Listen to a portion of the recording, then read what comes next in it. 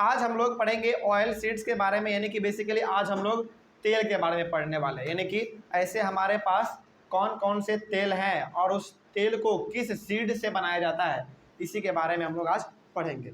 हालांकि बेसिकली हम लोग ऑयल सीड्स के बारे में पढ़ने जा रहे हैं। जैसे सरसों का तेल किससे बनेगा? मस्टर्ड से बनेगा, है ना। तो मस्टर्ड क्या हो गया? आपका सीड हो गया, तो वही कहलाएगा हमारा ऑयल सीड।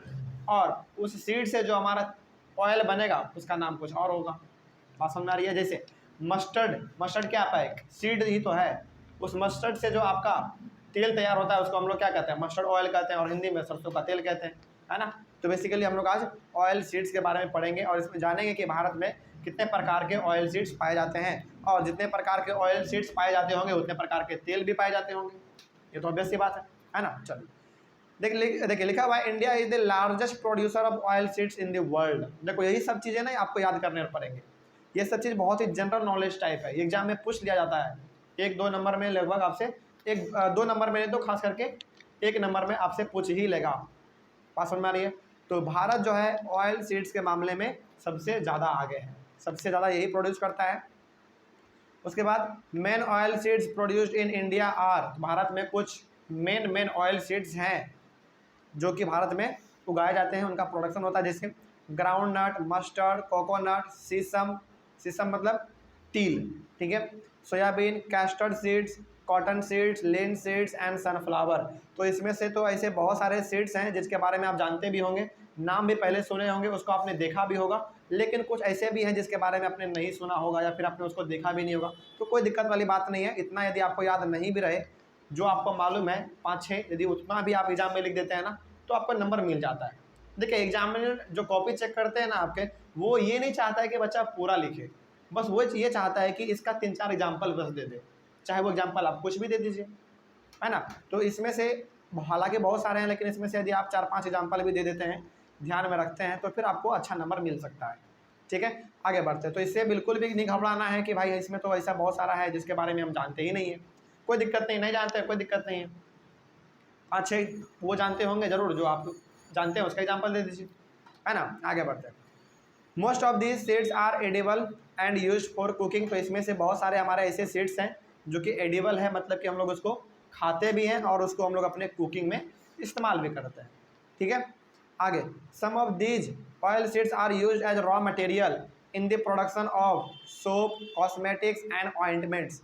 तो इसमें से बहुत सारे ऐसे सीड्स हैं जिनका कि तेल हम लोग निकाल के अपने भोजन में इस्तेमाल करते हैं, और बहुत सारे सीड्स ऐसे हैं जिनका इस्तेमाल हम लोग रॉ मटेरियल के तौर पे करते हैं, यानी कि अलग अलग चीज़ों को बनाने के लिए रॉ मटेरियल के तौर पे इसका इस्तेमाल कर लेते हैं। जैसे सीड्स का इस्तेमाल हम लोग किस में देखते हैं? साबुन में, जो हम लोग लगाते हैं नहाते वक्त, साबुन में इस्तेमाल होता है इसका। कॉस्मेटिक, जो श्रृंगार वाला सामान होता है, जो लेडीज वेडीज ये सब लगाते हैं, वो भी बनता है हमारा। और ऑइंटमेंट मतलब मरहम, जब कहीं पे हमारा कट छट गया, घाव हो गया, है ना, तो उस प्रकार के चीज़ों को बनाने के लिए भी हम लोग ऑयल सीड्स का इस्तेमाल कर लेते हैं। ठीक है, तो ये दोनों आपका ऑयल सीड्स का यूज है। आगे बढ़ते हैं। इसके बाद लिखा हुआ है groundnut is a kharif crop. अब इसके बारे में कुछ हमारे पास सीड्स हैं, उसके बारे में विशेष जानकारी यहाँ पे दिया हुआ है, उसके बारे में आप जान लीजिए। ग्राउंड नट, हालांकि ग्राउंड नट को हम लोग मूंगफली कहते हैं ना, तो मूंगफली का तेल जो है वो एक मूंगफली आपका एक खरीफ क्रॉप है, और खरीफ क्रॉप का टाइम ड्यूरेशन आपको मालूम है, इसको हमने बहुत पहले वाले क्लास में जिक्र कर दिया है। ठीक है, उसके बाद Andhra Pradesh is a largest producer of groundnut. तो ग्राउंड नट सबसे ज़्यादा प्रोड्यूस कौन करता है? आंध्र प्रदेश करता है। उसके बाद Tamil Nadu, Karnataka, Gujarat and Maharashtra are also major producer of groundnut. तो ये भी ऐसे कुछ स्टेट्स हैं जहाँ पे ग्राउंड नट का प्रोडक्शन होता है, लेकिन सबसे आगे कौन है अभी फिलहाल? आंध्र प्रदेश है। ठीक है, आगे बढ़ते हैं। Linseed and mustard are rabi crops. तो लिनसीड और मस्टर्ड, हालांकि लिनसीड के बारे में हमको भी उतना नॉलेज नहीं है, यदि आपको है तो आप एक बार कमेंट जरूर कर लीजिएगा, ठीक है, ताकि हमको भी पता चल जाए। और इसका पिक्चर कैसा होता है ये भी यदि आप साझा कर दें तो बहुत अच्छी बात होगी। और मस्टर्ड तो आप जानते ही हैं। तो ये कुछ ऐसे हमारे हैं जो कि रबी क्रॉप्स हैं। उसके बाद sesame is a kharif crop in North India.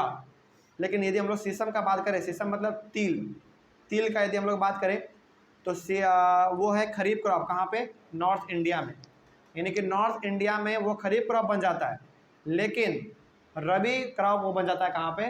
South India में। सोचो, मतलब ये हो गया कि अलग अलग टाइम ड्यूरेशन में इसका फसल होता होगा, प्रोडक्शन किया जाता होगा। इसीलिए नॉर्थ इंडिया में ये खरीफ क्रॉप होता है और साउथ इंडिया में ये रबी क्रॉप हो जाता है। टाइम ड्यूरेशन अलग अलग है, अलग अलग जगहों पे अलग अलग समय से इसको उगाया जाता होगा। उसके बाद castor seeds are grown as both rabi crops as well as kharif crop. तो कैस्टर्ड सीड्स को दोनों प्रकार से उगाया जाता है, रबी और खरीफ दोनों प्रकार से, यानी कि टाइम ड्यूरेशन दोनों का अलग अलग है और दोनों समय में इसका प्रोडक्शन होता है। तो ये पूरा बात हो गया हमारा ऑयल सीड्स के बारे में, इतना कुछ इसमें समझने वाली बात नहीं है। ठीक है, हम लोग आगे बढ़ते हैं। फिर उसके बाद हम लोग अपने अगले वाले क्लास में कंटिन्यू करेंगे टी के बारे में, यानी कि चाय के बारे में। ठीक है, चलिए, थैंक यू वेरी मच।